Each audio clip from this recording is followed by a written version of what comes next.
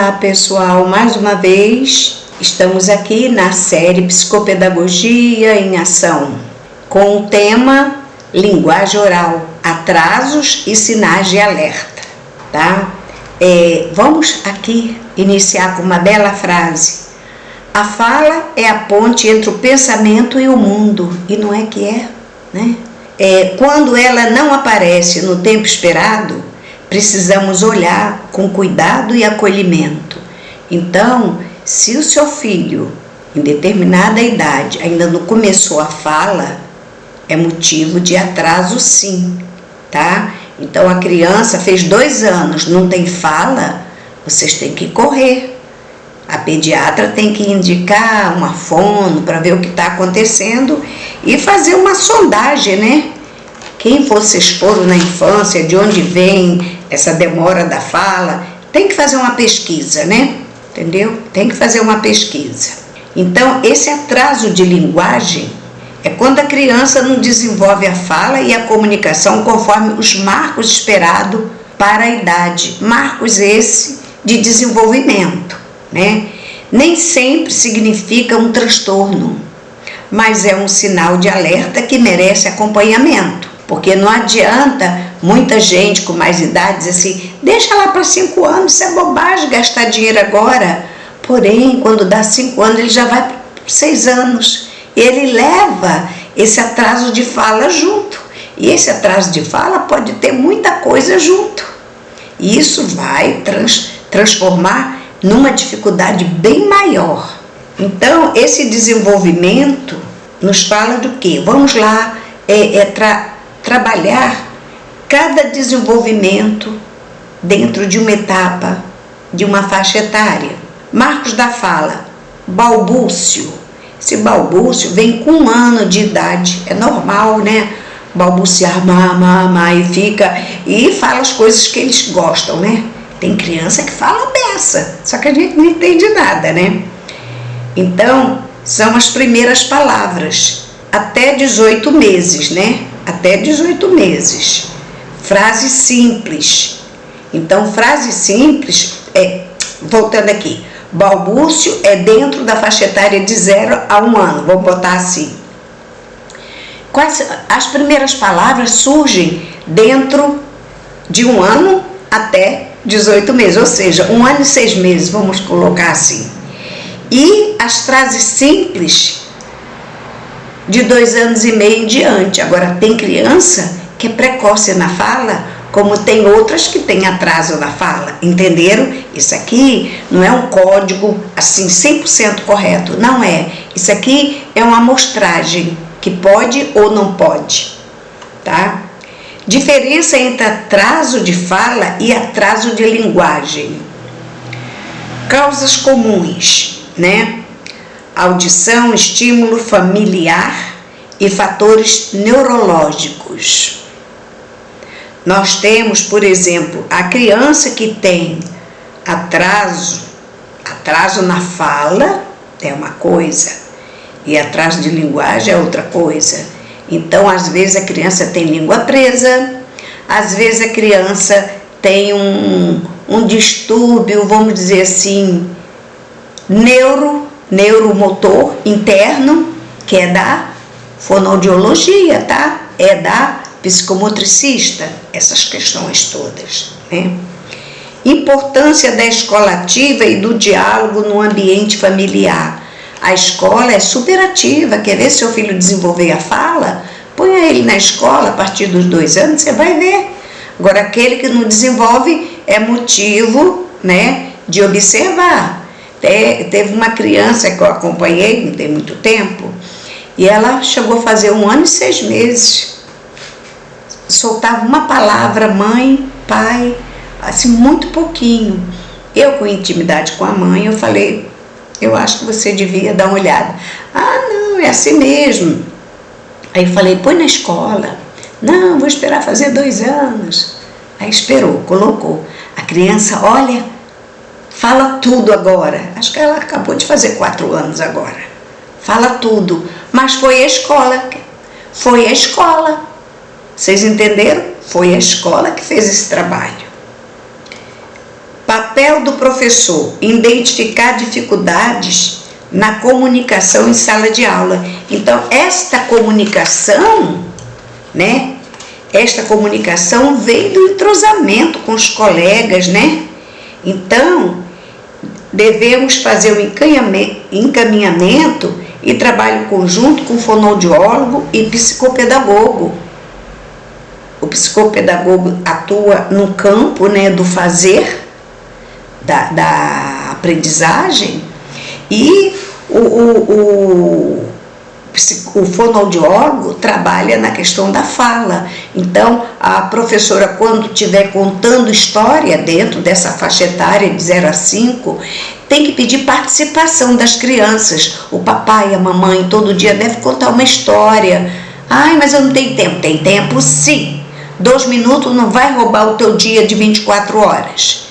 Vai lá, conta uma história curtinha. Se não contar a história toda, conta um pedacinho, porque de acordo com a faixa etária do seu filho, porque de 0 a 5 são muitos anos, né?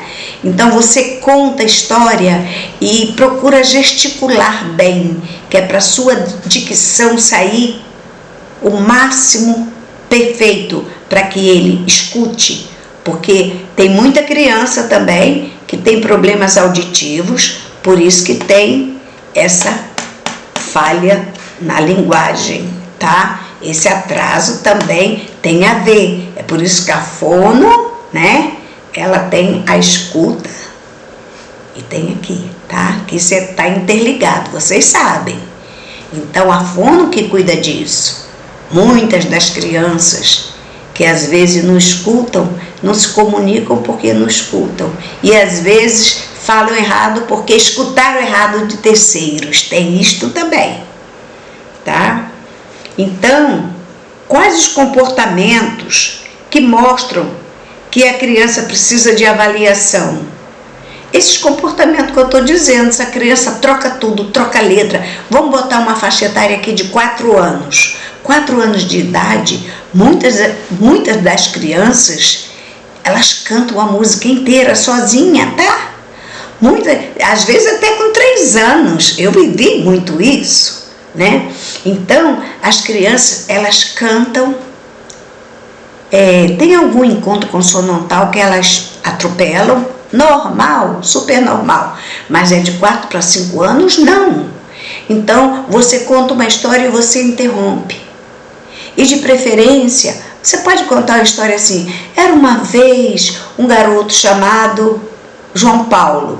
Faz de conta que o nome do teu filho é João Paulo. Na escola, nós fazíamos assim, eu orientava que o professor trocasse o nome dos personagens da história todinho por cada aluno. E aqueles que ela não falava aquele dia, ela anotava para no dia seguinte ele entrar na outra história. E as crianças vibravam.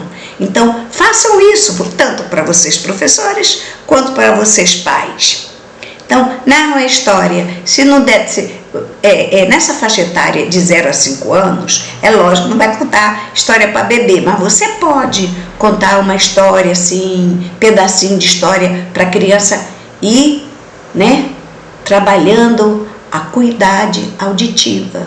E na educação infantil com mais idade, 2 anos em diante, são histórias adequadas à faixa etária dele, rápida, né? Mas mesmo assim, o que o gato fez mesmo? Ah, miou. Nossa, como é que o gato fala? Miau! E as crianças todas vão imitar. E como é que o cachorro faz mesmo?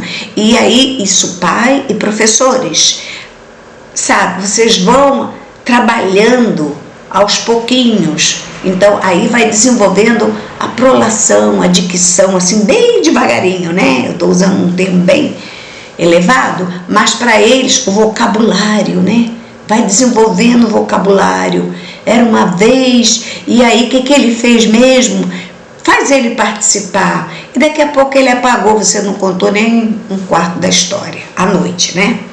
Agora, os professores contam e pedem tipo uma interpretação. O que foi mesmo que os 3 lobinhos fizeram, os 3 porquinhos, como é que eles pronunciaram, o que fizeram com o lobo mau, né? Aí tem aquelas mensagens do mal, do bem, aquela coisa toda, né? Da criança que tem o tal do coelhinho desobediente, né? A criança que sai com a mãe e se perde. E fica um tempão, aí a criança começa a raciocinar, né? Que se ela não obedecer, vai acontecer o mesmo com ela. São histórias que as escolas devem contar, os pais também. Não adianta trazer Cinderela, traz uma história que condiza com a educação que vocês estão dando, tá? Como diferenciar timidez de atraso de linguagem? O atraso de linguagem você vai perceber quando você conversar com a criança. Porque você vai perceber a limitação do vocabulário dela, a dificuldade de expressar, não é? Então, isso tudo você vai perceber. O tímido, ele coloca, mas coloca as coisas adequadamente, tá?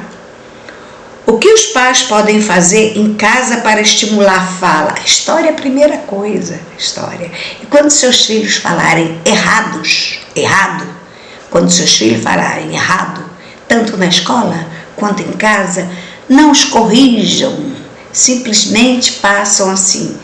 Ah, mãe, eu quero, por exemplo, de acordo com a faixa etária, as crianças falam assim, eu sabo. Eu morria de rir aqui dentro, né?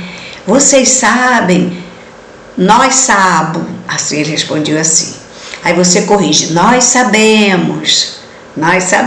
Vai repetindo isso que eles vão aprender a falar assim adequadamente. A criança falou errado, não é assim, é assim. Simplesmente você repete, ah, você quer isto. Aí você repete, aí ele falou errado e você repete correto. Aí você fala, quer falar de novo?